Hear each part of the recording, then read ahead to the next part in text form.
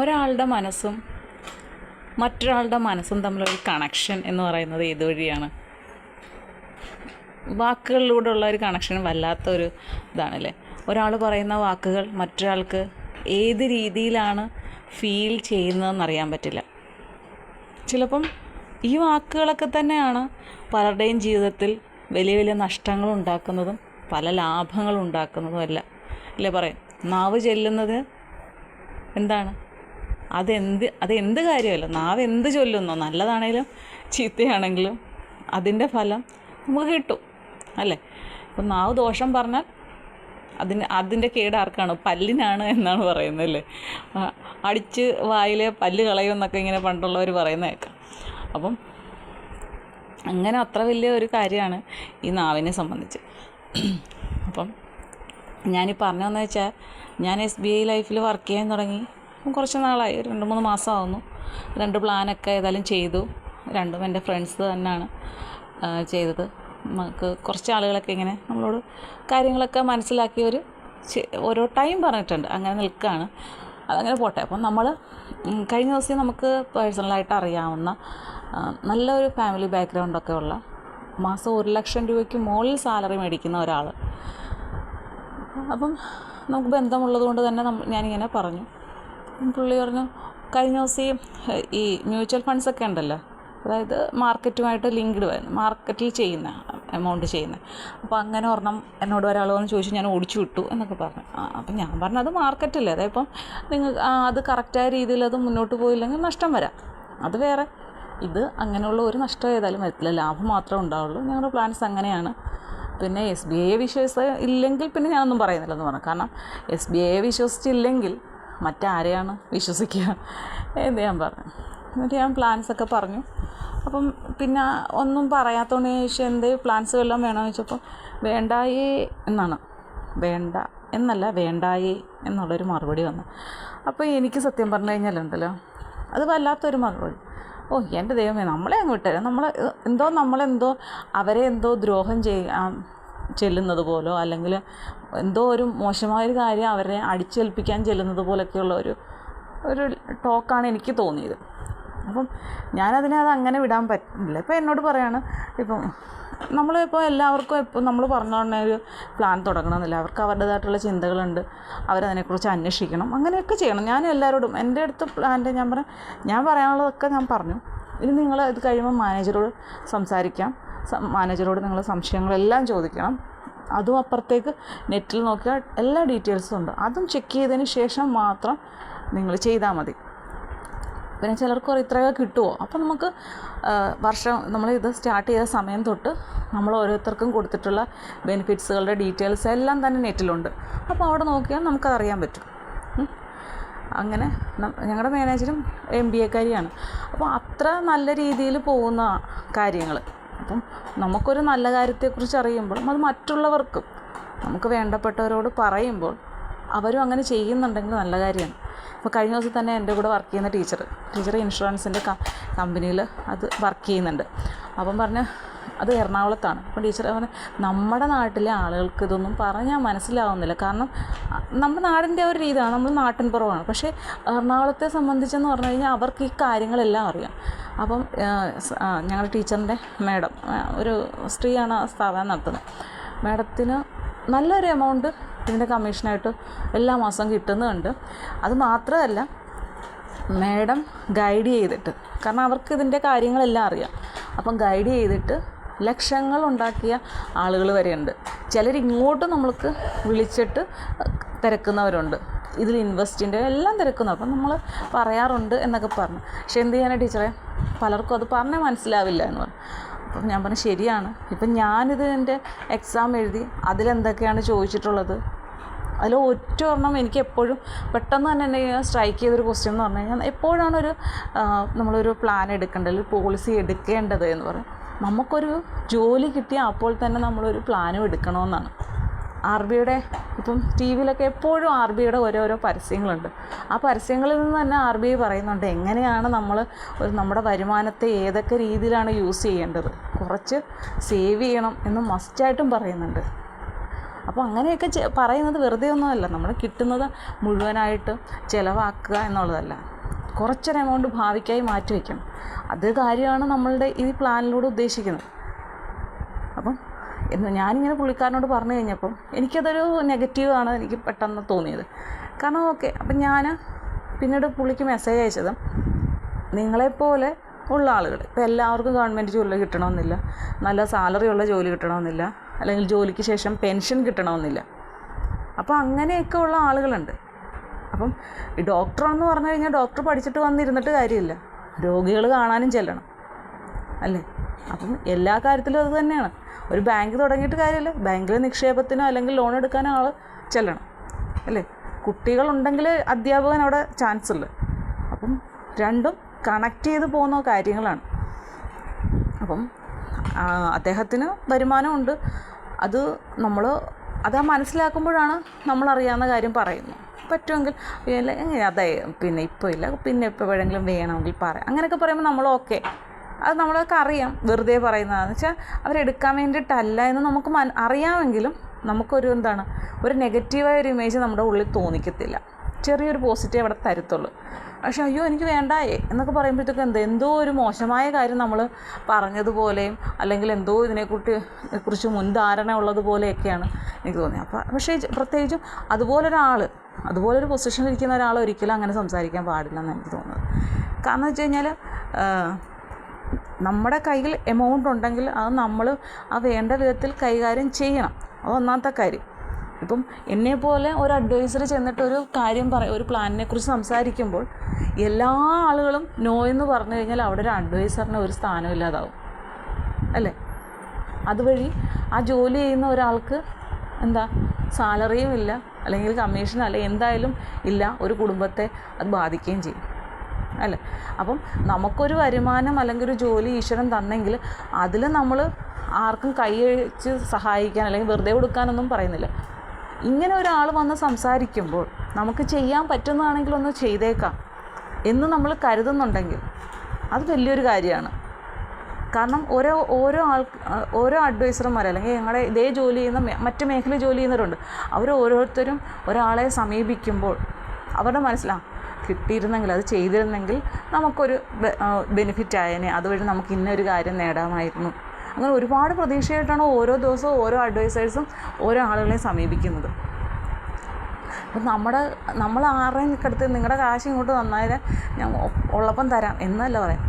ഒരു നല്ല പ്ലാൻ, നല്ല ബെനിഫിറ്റുള്ള കുറേ കാര്യങ്ങൾ നമ്മൾ മനസ്സിലാക്കി കഴിയുമ്പം ഇത് കൊള്ളാമല്ലോ എന്ന് കരുതി അപ്പം ചോദിക്കും നിങ്ങൾ എനിക്കും ചെയ്യണമെന്ന് ഒരുപാട് ആഗ്രഹമുണ്ട്, എൻ്റെ എമൗണ്ട് വെച്ച് എനിക്ക് ചെയ്യണമെന്നുണ്ട്. അപ്പോൾ അതിന് എനിക്ക് കഴിയണമെന്നുണ്ടെങ്കിൽ ഞാൻ വർക്ക് ചെയ്ത് എൻ്റെ അടുത്ത് ആരെങ്കിലും പ്ലാൻ ചെയ്ത് എൻ്റെ ഐഡിയയിൽ അത് ചെയ്ത് എനിക്ക് അതിൻ്റെ ബെനിഫിറ്റ് കിട്ടുമ്പോൾ മാത്രമേ എൻ്റെ ഒരു ഉദ്ദേശം എന്ന് പറഞ്ഞാൽ എൻ്റെ കുഞ്ഞിൻ്റെ പേരിലൊന്നും ചെയ്യണമെന്നുള്ളത് നടക്കുകയുള്ളൂ. ആ ലിങ്ക് ഇതാണ് ഒരു ചെയിൻ പോലെ ഇങ്ങനെ കിടക്കുകയാണ്. പരസ്പരം ആശ്രയിക്കാതെ നമുക്ക് ആർക്കും തന്നെ ജീവിതത്തിൽ മുന്നോട്ട് പോകാൻ പറ്റില്ല. ഞാനിത് പറഞ്ഞു വരുന്നത് അയാളുടെ ഒരു ഇതാണ്. അപ്പം ഞാൻ അതിനനുസരിച്ച് ഇങ്ങനൊരു മറുപടി പറയും. നിങ്ങളെപ്പോലുള്ളവർ നമ്മുടെ കയ്യിൽ പണം ഉണ്ടായിട്ടും അല്ലേ ചെയ്യില്ല എന്നുള്ള രീതിയിൽ വാശി പിടിച്ച് എന്തോ നികൃഷ്ട ജീവികളെ കാണുന്നത് പോലെ അഡ്വൈസേഴ്സിനെ കാണുന്നവരോട് എനിക്കങ്ങനെ തോന്നി. അപ്പം ഞാൻ തന്നെ പറഞ്ഞു, നിങ്ങളെപ്പോലുള്ളവർ ഇങ്ങനെ ചിന്തിച്ചാൽ ഞങ്ങളെപ്പോലുള്ള പാവങ്ങൾ എങ്ങനെ ജീവിക്കും എന്നൊരു മറുപടി മാത്രമേ പറഞ്ഞുള്ളൂ. പിന്നീട് ഇങ്ങോട്ടൊരു കമൻറ്റും വന്നിട്ടില്ല. ഞാൻ പിന്നെ ഒരു ദിവസം ഒരു ഹായ് പറഞ്ഞു, തിരിച്ചൊന്നും പറഞ്ഞില്ല. അതവിടെ കൊണ്ട് നിന്ന്. എനിക്കതൊന്നും പറഞ്ഞിട്ട് ദേഷ്യമോ സങ്കടം ഒന്നുമില്ല. പക്ഷേ എന്നോട് അങ്ങനെ പറഞ്ഞപ്പോൾ എനിക്ക് പെട്ടെന്നൊരു ഒരു നെഗറ്റീവ് ഇമേജ് തോന്നിയിട്ട് ഞാൻ ആ ഒരു കാര്യം പറഞ്ഞു. ഓരോരുത്തരുടെ ഇഷ്ടമാണ് അതൊക്കെ. എന്തായാലും നല്ല നല്ല പ്ലാൻസ് ഉണ്ട്. എല്ലാം തന്നെ ഇൻഷുറൻസുമായിട്ട് വരുന്നതാണ്. ടാക്സ് ഇല്ല, ഒരുപാട് ബെനിഫിറ്റ് ഉണ്ട്. നമ്മളിപ്പോൾ ഒരു ശല്യമായിട്ട് നമുക്ക് തോന്നും, മാസം ഇത്ര രൂപ അല്ലെങ്കിൽ വർഷത്തിൽ ഇത്ര രൂപ നമുക്ക് മാറ്റി വയ്ക്കണം, അല്ലെങ്കിൽ 6 മാസം കൂടുമ്പോൾ ഇത്ര എമൗണ്ട് മാറ്റി വയ്ക്കണമല്ലോ, അതുണ്ടെങ്കിൽ അത് ചെയ്യാമല്ലോ ഇത് ചെയ്യാമല്ലോ. പക്ഷെ അങ്ങനെ നമുക്ക് ഒരിക്കലും നമ്മൾ ചിന്തിക്കരുത്. കാരണം എനിക്കൊരു അനുഭവമുണ്ട്. എൻ്റെ ഇവിടെ ഹസ്ബൻഡ് ഇങ്ങനെ ഒരെണ്ണം ചെയ്തിട്ട് എല്ലാ വർഷവും നമ്മൾ എമൗണ്ട് അടയ്ക്കണം. ആ ഒരു എമൗണ്ട് അടയ്ക്കുന്ന സമയമാകുമ്പോഴത്തേക്കും ഇത് എവിടുന്ന് ഒഴിപ്പിക്കും, അങ്ങനെ ആയിരുന്നു ഇങ്ങനെ ചേരണ്ടായെന്നൊക്കെ നമുക്ക് തോന്നും. പക്ഷേ അങ്ങനെ നമ്മൾ കഷ്ടപ്പെട്ട് ഒരു പ്രാവശ്യം നമ്മൾ ഗോൾഡ് കൊണ്ടുപോയി പണയം വെച്ച്, എനിക്കിപ്പോഴും ഓർമ്മയുണ്ട്, ഗോൾഡ് പണയം വെച്ചിട്ടാണ് ആ എമൗണ്ട് അടച്ചത്. നമ്മൾ പിന്നെ അതെടുത്താൽ മതി. പക്ഷേ അങ്ങനെ നമ്മൾ ചെയ്തത് കൊണ്ട് നമ്മുടെ വീടിൻ്റെ ഒരു ആവശ്യം വന്നപ്പോൾ ആ കറക്റ്റ് ടൈമിൽ നമുക്ക് നല്ലൊരു എമൗണ്ട് കിട്ടി. അപ്പോൾ നമുക്കങ്ങ് സന്തോഷം. അപ്പോൾ അന്ന് തൊട്ട് ഞാൻ ഹസ്ബൻഡിനോട് പറയുന്ന ഒരു കാര്യമാണ്, ഇനി എന്തെങ്കിലും ഒരെണ്ണം ചെയ്യണമെന്നുള്ളത്. അന്ന് ഞങ്ങൾ KSFയിൽ ഒരു ചിട്ടി ചേരാമെന്ന് പറഞ്ഞുകൊണ്ടിരുന്നു. പക്ഷേ അവിടെയൊക്കെ എന്ന് പറഞ്ഞാൽ ഇതെല്ലാം ടാക്സിൻ്റെയും മറ്റു കാര്യങ്ങളൊക്കെ ഉണ്ട്. അന്നൊന്നും നമുക്ക് ഈ SBI ലൈഫിനെ കുറിച്ച് അറിയില്ല. അപ്പോൾ അങ്ങനെ നിൽക്കുകയാണ്. പിന്നീട് വീട് പണിയൊക്കെ വന്ന് നമുക്ക് അത്യാവശ്യം ലോണും കാര്യങ്ങളൊക്കെ. ഇപ്പം ഞാൻ ഈ ഒരു ജോലിയിലേക്ക് കയറിയപ്പം എനിക്ക് എന്തായാലും ഒരു പ്ലാൻ ഞാൻ ചെയ്യും, അത് ഉറപ്പ് കാര്യമാണ്. ആ ഒരു രീതിയിലാണ് എൻ്റെ മനസ്സ് വെച്ചിരിക്കുന്നത്. അപ്പം മറ്റുള്ളവർ ആരെങ്കിലുമൊക്കെ ചെയ്യുമ്പോൾ അതിൽ നിന്ന് കിട്ടുന്ന എൻ്റെ വരുമാനം കൊണ്ട് എനിക്കത് ചെയ്യാൻ പറ്റുള്ളൂ. അപ്പം നല്ല നല്ല പ്ലാൻസ് ഉണ്ട്. കുട്ടികളുടെ പേരിൽ ചേർന്ന് കഴിഞ്ഞാൽ അവർക്ക് ഭാവിയുടെ കാര്യത്തിൽ നമുക്ക് ടെൻഷനൊന്നും വേണ്ട. ചൈൽഡ് പ്ലാൻ്റെ ഏറ്റവും വലിയ പ്രത്യേകത എന്ന് വെച്ച് കഴിഞ്ഞാൽ അത് അച്ഛൻ്റെ അമ്മ ആരാണോ കുട്ടികൾക്ക് വേണ്ടി ചെയ്യുന്നത് അവർക്ക് എന്തെങ്കിലും റിസ്ക് പറയുമ്പോൾ എനിക്ക് വിഷമമുണ്ട്. ഒരു ഡെത്തോ അല്ലെങ്കിൽ ജോലി ചെയ്യാൻ പറ്റാത്തൊരവസ്ഥയിൽ വന്നു കഴിഞ്ഞാൽ ബാക്കി മുഴുവൻ SBI അടച്ച് മെച്യൂരിറ്റി എമൗണ്ട് കൊടുക്കുകയാണ്. അതിനൊപ്പം തന്നെ കുഞ്ഞുങ്ങൾക്ക് ഒരു ഇൻഷുറൻസിൻ്റെ കവറേജ് കിട്ടുന്നുണ്ട്. എല്ലാ പ്ലാൻസിലും അങ്ങനെയാണ്. അതുകൊണ്ട് ടാക്സ് ഒന്നുമില്ല. ചെറിയ എമൗണ്ട് ആയാലും മാറ്റി വെച്ചാൽ നമുക്ക് നല്ലൊരു ഭാവി നമുക്ക് സുരക്ഷിതമാകുമെന്നുള്ള കാര്യത്തിൽ 100% ഉറപ്പാണ്. എല്ലാം ഗ്യാരൻറ്റീഡ് പ്ലാൻസാണ്. നമുക്ക് പ്രിൻ്റഡ് ആയിട്ട് വീട്ടിൽ ഡീറ്റെയിൽസ് വരുന്നതാണ്. അപ്പോൾ അത്ര നല്ല പ്ലാൻസുകളൊക്കെ ചെയ്തിട്ട് ഒന്നും പറയാം. ഇപ്പം SBI എങ്ങനെ ചെയ്യുന്നത് വെച്ചാൽ ഞങ്ങൾക്ക് മീറ്റിങ്ങിലൊക്കെ പറയാറുണ്ട്. SBIയുടെ ഇതിലായതുകൊണ്ട് കോടികളാണ് ഫിക്സഡ് ഇട്ടേക്കുന്നത് ആളുകൾ. ഫിക്സഡ് ഇട്ട് കഴിഞ്ഞാൽ ഒരിക്കലും ഇവരുടെ പലിശ നിരക്ക് കൂടത്തില്ല, അതിങ്ങനെ കുറഞ്ഞു വരിക. ഇനിയിപ്പം ഇത്ര വർഷം ചെല്ലുമ്പോൾ ഇതിൻ്റെയൊക്കെ എമൗണ്ട് ഇത്ര വർഷത്തേക്ക് ഇടാൻ പറ്റുള്ളൂ എന്നൊക്കെ ഉണ്ട്. അപ്പം അങ്ങനെ കിടക്കുകയാണ്. അപ്പം നിങ്ങൾ വേണ്ട വിധത്തിൽ സംസാരിച്ച് കഴിഞ്ഞാൽ അവരത് അവിടെ നിന്ന് എടുത്ത് നല്ല ബെനിഫിറ്റുള്ള ഈ ടാക്സ് ഫ്രീ ആയിട്ടുള്ളതിലേക്ക് വിടും. കാരണം ഫിക്സഡൊക്കെ ഇട്ട് കഴിഞ്ഞാൽ അതിന് ഇത്ര എമൗണ്ട് കഴിഞ്ഞാൽ ഇത്ര വർഷം കഴിയുമ്പോഴത്തേക്കും ഇത്ര എമൗണ്ട് ആകുമ്പോഴത്തേക്കും ആ എമൗണ്ടിലേക്ക് അപ്പുറത്തേക്ക് പോകുമ്പോഴത്തേക്കും ടാക്സ് വരും. ചിലരൊക്കെ ലക്ഷങ്ങൾ 50-60 ലക്ഷങ്ങളോ അല്ലെങ്കിൽ ഇത്ര വർഷത്തേക്കൊക്കെ ഇടുമ്പോഴത്തേക്കും ആ എമൗണ്ട് ഹ്യൂജ് ആയിക്കഴിഞ്ഞാൽ ഇത്ര എമൗണ്ട് കഴിഞ്ഞ് കഴിഞ്ഞാൽ അത് നമുക്ക് ടാക്സിൻ്റെ ഇതിലേക്ക് പോകും. അതൊക്കെ നമുക്ക് അറിയാം, ഡിപ്പാർട്ട്മെൻറ്റിന് അത് അറിയാൻ പറ്റും. ടാക്സ് പോയതിന് ശേഷം മാത്രമുള്ള എമൗണ്ട് നമുക്ക് കിട്ടത്തുള്ളൂ. ഇവിടെ ആകുമ്പോൾ നമുക്ക് അങ്ങനത്തെ ടാക്സിനെ കുറിച്ചുള്ള കാര്യങ്ങളൊന്നുമില്ല. നമുക്ക് സമാധാനമുണ്ട്. അതിൻ്റെ കൂടെ നമുക്ക് ഇൻഷുറൻസും കിട്ടുന്നുണ്ട്. അതിനപ്പുറത്തേക്ക് എന്താണ്? ചിലരുണ്ട് ഒരുപാട് എമൗണ്ടൊക്കെ കൊണ്ടുപോയി സൊസൈറ്റിയിൽ സഹകരണ ബാങ്കുകളിലൊക്കെ കൊണ്ടുപോയിട്ടിട്ട് എത്രയോ പേര് പാവങ്ങൾ വരെ കൊണ്ടുപോയിട്ട് അവരൊക്കെ എത്ര ലക്ഷം രൂപ പോയിട്ടുണ്ട്. എന്ത് ചെയ്യണമെന്ന് അറിയാതിരിക്കുക. അവരൊക്കെ ഒന്ന് ഓർത്താൽ അന്നൊക്കെ ഇതിലൊക്കെ ഒന്ന് സേവ് ചെയ്ത് വെക്കുമായിരുന്നെങ്കിൽ എത്ര പ്രയോജനമായിരുന്നു ഞാൻ എപ്പോഴും ഓർക്കും. അപ്പം എന്നെ സംബന്ധിച്ച് ഒരു നല്ല കാര്യം ഞാൻ അറിയുവാണെങ്കിൽ അത് മറ്റുള്ളവരിലേക്ക് എത്തിക്കാൻ ഞാൻ എപ്പോഴായാലും ശ്രമിക്കും. ഇപ്പോൾ ഇന്നലെ തന്നെ ഒരു ഇതിൽ സ്ത്രീ സുരക്ഷയുടെ അത് ഞാൻ ചെയ്തപ്പോഴും ഞാൻ എൻ്റെ ലൈവിൽ വന്നപ്പോൾ ഞാൻ പറഞ്ഞു ഇങ്ങനൊരു കാര്യമുണ്ട്, അത് ഞാൻ ചെയ്തു, അത് ഇന്ന കാര്യങ്ങളും ഉണ്ടെങ്കിൽ അത് ചെയ്യാൻ പറ്റും. അപ്പം അന്നും ഞാൻ പറഞ്ഞിരുന്നു. അങ്ങനെ എനിക്കറിയാവുന്ന ഒരു നല്ല കാര്യമാണെങ്കിൽ അത് ഞാൻ മാക്സിമം എല്ലാവരോടും, ചിലർക്കത് പറയുമ്പോൾ എനിക്കെന്തോ വലിയ ബെനിഫിറ്റ് കിട്ടുമെന്നുള്ള രീതിയിൽ ചിലരിങ്ങനെ നിൽക്കുമെങ്കിലും പക്ഷെ ഞാനത് അങ്ങനെ മനസ്സിൽ വിചാരിക്കത്തില്ല. നാളെ എനിക്കൊരു ഫീൽ തോന്നല, അയ്യോ ഞാനത് അവരോട് പറഞ്ഞില്ലല്ലോ എന്ന്. അപ്പം കഴിഞ്ഞ ദിവസം എൻ്റെ ഒരു ഫ്രണ്ടോട് ഇപ്പം പൈസ ആകും. ഞാൻ പറഞ്ഞു നീ ചേരാനല്ല, SBIയിൽ ഇങ്ങനൊരു പ്ലാനുണ്ട്, അതിൻ്റെ പ്രയോജനം ഇന്നതാണ് എന്ന് നിങ്ങളോട് പറയാമെന്ന് മാത്രമുള്ള എൻ്റെ ഉദ്ദേശം. പിന്നീട് നിങ്ങൾക്ക് ഇഷ്ടമുള്ള പോലെ ചേരുവോ ചേരാതിരിക്കുമോ അതെല്ലാം നിങ്ങളുടെ ഇഷ്ടം. പക്ഷേ നമ്മൾ അറിയാതെ പോകരുത്.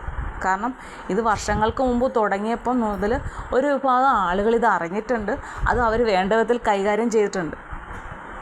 ചെറിയ എമൗണ്ടുകളൊക്കെ സേവ് ചെയ്തിട്ട് 1 കോടിക്ക് മുകളിൽ ഇപ്പം ആയി കിടക്കുന്ന ഒരുപാട് അക്കൗണ്ട്സുകളുണ്ട് നമ്മുടെ ഇതിൽ.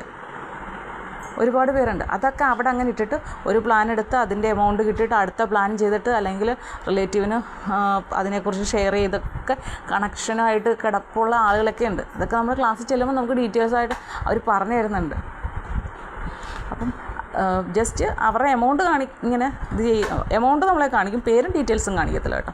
അതിൽ നിന്ന് നെറ്റിൽ നമുക്കെടുത്ത് ഇതൊക്കെ വെച്ചിട്ടാണ്. അപ്പം നമ്മൾ നല്ലൊരു കാര്യമായതുകൊണ്ട് പറയുന്നുള്ളൂ. പിന്നെ പ്രധാനപ്പെട്ട ഒരു കാര്യം ഇയർ എൻഡിങ് ആണ്. മാർച്ച് 31 ഇയർ എൻഡിങ് ആണ്. അപ്പം നമുക്ക് ഈ മാർച്ച് മാസം വരെയുള്ളത്, മാർച്ച് 31 വരെയല്ല, മാർച്ചിന് പകുതി വരെയുള്ളതെങ്കിലും ചെയ്ത് തീർക്കണം എന്നുള്ളതാണ്. കാരണം ചില സമയത്ത് നമ്മളിത് ചെയ്യുമ്പോൾ നമ്മുടെ ഡീറ്റെയിൽസിൽ എന്തെങ്കിലും എന്താ ഇറർ വന്നു കഴിഞ്ഞാൽ ചിലപ്പം താമസം ഉണ്ടാകും. അതുകൊണ്ട് ചെയ്യണം എന്ന് ആർക്കെങ്കിലും ആഗ്രഹമുണ്ടെങ്കിൽ അത് എന്നല്ല എവിടെയായാലും ഒരു പ്ലാന് ഈ രീതിയിൽ ബെനിഫിറ്റ് ബോണസൊക്കെ കിട്ടുന്ന പ്ലാൻസ് ഉണ്ട് ചെയ്യാൻ മനസ്സിൽ വിചാരിക്കുന്നുണ്ടെങ്കിൽ ഈ വർഷാവസാനം മാർച്ച് 31 മുമ്പ് അത് ചെയ്യണം. എങ്കിൽ ഞങ്ങളുടെ ഇതിൽ വെച്ചിട്ട് ഞങ്ങൾക്ക് ഇന്നലെ സാറ് അനൗൺസ് ചെയ്തതാണ് മാർച്ച് 31 മുമ്പ് ചെയ്യാനുള്ളവരെ അത് ചെയ്യിക്കണം. കാരണം ഈ ഒരു വർഷത്തെ ബോണസ് കൂടി അവർക്ക് കിട്ടുകയാണ്. ഇപ്പം ഒരു മാസം സംതിങ്ങേ ഉള്ളൂ, 45 ദിവസം കൊണ്ട് ഇന്നലെ സാറ് പറഞ്ഞു. അത്രയും ദിവസം 45 60 എത്രയും ദിവസം പറയുന്നതായിട്ട്. അപ്പോൾ അത്രയും ദിവസമേ ഉള്ളൂ എങ്കിലും ഒരു വർഷത്തെ ബോണസ് അവർക്ക് കിട്ടും. അതുകൊണ്ട് അടുത്ത വർഷത്തേക്ക് നിൽക്കാതെ ഈ വർഷം ഇപ്പം ചെയ്യാനുള്ളത് കിട്ടിയ ഒരു വർഷത്തെ ബോണസാണ് കിട്ടുന്നത്. അത് നിങ്ങൾ പ്രത്യേകം പറയണം എന്ന് ഞങ്ങളോട് ഇന്നലെയും കൂടെ പറഞ്ഞു. അപ്പം ഞാനിതൊക്കെ എൻ്റെ മനസ്സിൻ്റെ ഒരു സമാധാനത്തിന് ഞാനങ്ങ് പറയുകയാണ്. പിന്നെല്ലാം കേൾക്കുന്നവരുടെയും ഒക്കെ ഇഷ്ടമാണ്. എൻ്റെ മനസ്സമാധാനം അതുകൊണ്ട് ഞാൻ പറയുന്നു. ഓക്കെ, അപ്പം ഇങ്ങനെ ആരെങ്കിലുമൊക്കെ സമീപിക്കും, നമ്മൾ അവരുടെ മനസ്സിലെ ഒരു ചിന്തകൾ കൂടി ഒന്ന് മനസ്സിലാക്കണം. കാരണം മനസ്സാണ്, എപ്പോൾ വേണമെങ്കിലും എന്ത് വേണേലും സംഭവിക്കാം. ഇന്നലെ ഞാൻ അതിനൊരു ഉദാഹരണം പറഞ്ഞു. ഒരു കുട്ടി സ്വന്തം അച്ഛൻ തൂങ്ങി മരിച്ചു നിൽക്കുന്ന കാഴ്ച കണ്ടിട്ട് അവനുണ്ടായ ഒരു ഡിപ്രഷനും അതുമൂലം ഉണ്ടായ അപ്പോഴത്തെ അവൻ്റെ ഒരവസ്ഥയും ഞാൻ കണ്ടതാണ്. അപ്പം മനസ്സാണ് പെട്ടെന്നാണ് കൈവിട്ടു പോകുന്നത്. ചില വാക്കുകളും ചില ചോദ്യങ്ങളും നമ്മളെ വേറൊരു രീതിയിലേക്ക് കൊണ്ടുപോകും.